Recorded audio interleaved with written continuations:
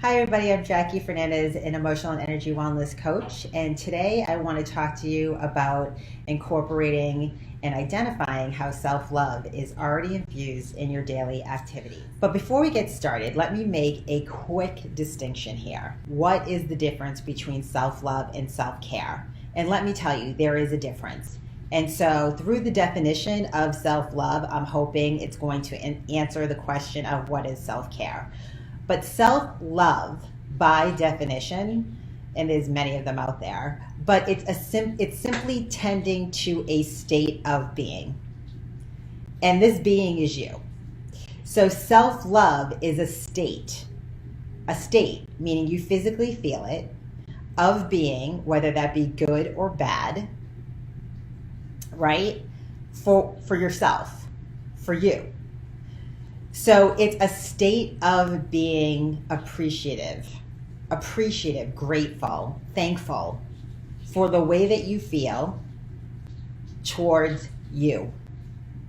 And the reason why I say that is because self-care are those activities, thoughts, feelings, those things. Self-care are acts of kindness and love that we give to ourselves to build up our inner muscle of love in our head, in our heart, in our gut, in our bodies, to be able to get the feeling of joy, lightness, freeness, freedom, right? Those acts, self-care acts, can come in many different ways.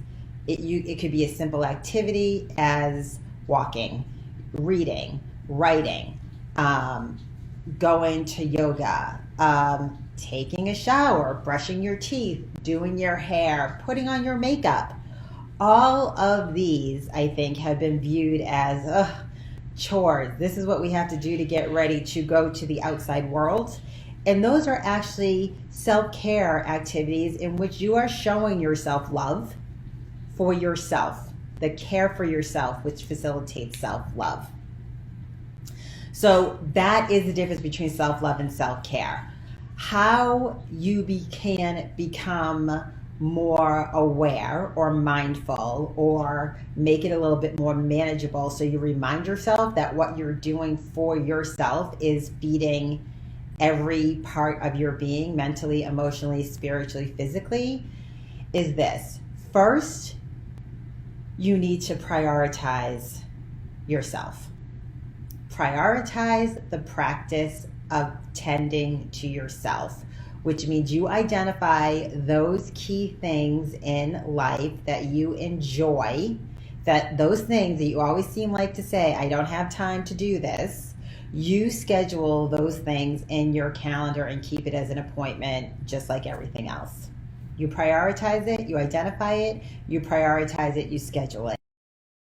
The second thing is create boundaries and stick to them.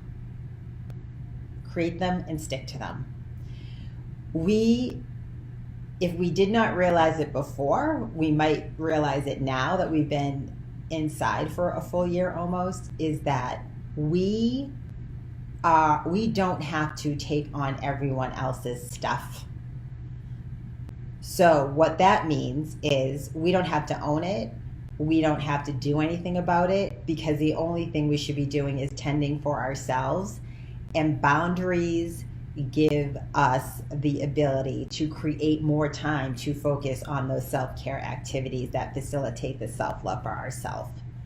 So one of the things I do here is I cut down on screen time, create boundaries and how much I'm going to watch.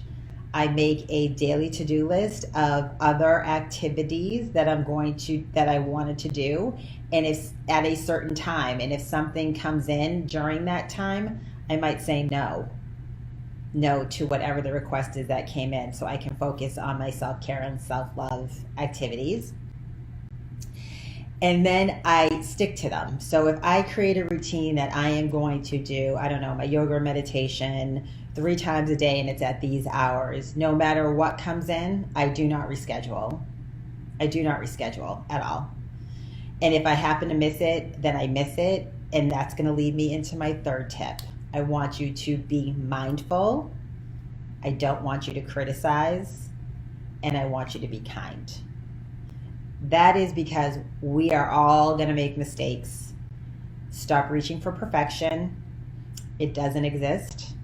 And so don't be mindful of what you're doing, because that's a proactive step in facilitating the action of self-care that you want to give yourself self-love for. Don't criticize if you don't do it, or you didn't do it right, or you didn't mean to eat that thing, you did, and it kind of threw you off track. Doesn't matter. Don't criticize yourself. We all make mistakes. You just acknowledge that you did something that didn't agree with you, and you just say, I'm going to do a little bit better next time. And the third thing is be kind. It's a process. Athletes, the greatest athletes that we know, didn't come out of the womb athletes. It's a process. Everything's a process. You have to hone, just like you would focus an attention on a subject or a certain activity or a certain career path that you want to take. Turn all of that back on you. Be mindful, don't criticize, be kind. So I hope you guys all found this helpful today. If you'd like to find out more about me, please visit my website, www.jackiemfernandez.com, or find me on Instagram at Jackie Fernandez Coach, or on Facebook at Jackie M. Fernandez. Until then, talk to you soon. Bye.